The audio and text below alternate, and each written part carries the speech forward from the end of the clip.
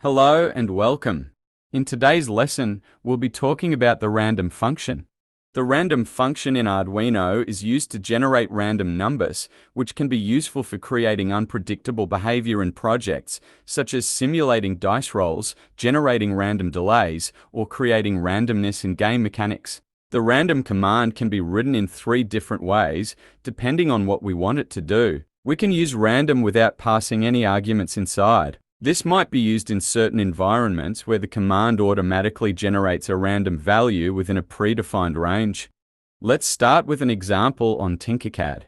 You can also replicate the same example in the Arduino IDE to test it on real hardware. First, we declare a variable named random number, which is of type byte, meaning it can store integer values ranging from 0 to 255. This variable will be used to hold the random number generated in the program. By using byte, we limit the random number to this smaller range compared to using larger data types like long. Inside the setup function, we call serial begin 9600 to initialize the serial communication between the Arduino and the computer.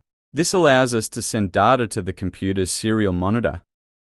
In the loop function, we will use the random function to generate a pseudo-random number. This number will be assigned to the variable random number. Since random number is of type byte, the value returned by random is automatically constrained to fit within the range of 0 to 255. Next, we use the serial printline function to send the value of random number to the serial monitor. This function not only displays the number, but also moves the cursor to a new line, ensuring that each number appears on its own line. After that, we use the delay function for the program waits for 500 milliseconds or half a second before continuing. This delay creates a small gap between the numbers displayed in the serial monitor, making them easier to read and observe. Now, let's test the application and observe the results on the serial monitor. As you can see, the value inside the random number variable is displayed on the screen at half-second intervals, showing different values between 0 and 255. There is also a possibility that these generated numbers could be repeated. For example, the number 5 could be generated randomly, and then it might be generated again later. Now, let's use the long data type instead of byte to increase the range of the randomly generated number. Let's test this as well. As you can see, by defining the generated number as a long data type, the range of the generated number extends up to around 2 billion. Another version of the random command is when we write just one number inside the parentheses, which tells the function how far the random number can go. When we use random with just one number, it will give us a random value between 0 and 1 less than the number we chose. For example, if we choose 10, it will give us a number from 0 to 9. We can continue from the previous example and try this out. After the random command, when we write 50 inside the parentheses, it will generate a random number between 0 and 49. As you can see, it generates numbers at half-second intervals, and the highest number produced is 49. The number 50 will never appear. Let's try this with a smaller number as well. We will write 10 inside the random parentheses so we can more easily see which numbers are being generated.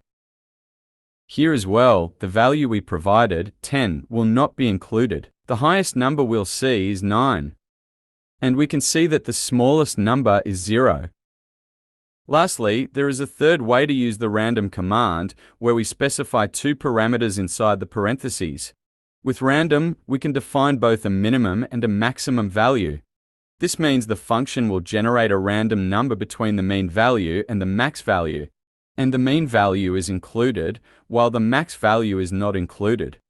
This time, we'll write 2 parameters inside the random parentheses. The first one represents the minimum value the numbers can take, and the second one defines the upper limit. Let's test it again this way. We'll see that the numbers are between 10 and 19. The minimum value we set, 10, is included in the generated numbers, while the maximum value, 20, is not included. Once again, the highest value that can be generated is 19. We used the term pseudo-random for the generated random numbers during our lesson. The random function in Arduino typically uses an algorithm called the linear congruential generator, pronounced as LCG, which is one of the most common methods for generating pseudo-random numbers. The LCG works based on a mathematical formula, and each number is derived from the previous one using this formula. If the seed value is fixed, the algorithm will always produce the same sequence of numbers.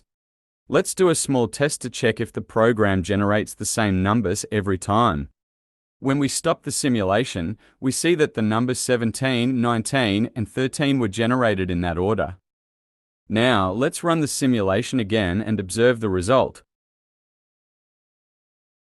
As you can see, the same numbers are generated in the same order because there is a formula with a fixed starting value, and the same mathematical operation is performed every time. Without a custom seed, the random function will always generate the same random sequence each time the Arduino is restarted. This is because the default seed value is 0. The randomseed function allows you to change the seed value, which solves this issue by providing a way to generate different random numbers each time. For this, we'll use the analog input pin and leave it unconnected. It will pick up environmental electrical noise, which can serve as a random seed value. This ensures that each startup generates a different sequence of numbers. We'll write the necessary code for this in the setup section. First, we'll use the analog read command to read a random analog value from a floating pin. We declare an integer variable named seed, and the analog read function reads the analog value from pin, and this value is stored in the variable seed. A floating pin is a pin that is not connected to anything. It picks up random electrical noise from the environment. The values from the floating pin provide an unpredictable source of input, which is helpful for creating a random seed value. Then, the randomseed function initializes the random number generator with the value stored in the seed variable. By providing a unique seed value, you ensure the random function generates a different sequence of random numbers every time the program runs. The random function in Arduino generates pseudo-random numbers, meaning the numbers only seem random but follow a specific algorithm. Without a unique seed value, the random function produces the same sequence of numbers every time you restart the Arduino. Using randomseed ensures that the sequence is different each time, making it appear more genuinely random. Now, let's test the simulation again and see if the same numbers are generated. The same numbers were generated, but in a different order. Now, let's repeat this test and see if the numbers 19, 17, and 13 are generated in order. As we can see, this time different numbers were generated. Linear congruential generator algorithm is computationally inexpensive and produces results quickly, and its simple formulation makes it ideal for devices with limited resources, like Arduino. However, if the seed value or part of the number sequence is known, all subsequent numbers can be predicted. And the LCG has a finite cycle length. After generating a certain number of numbers, it will eventually repeat the same sequence.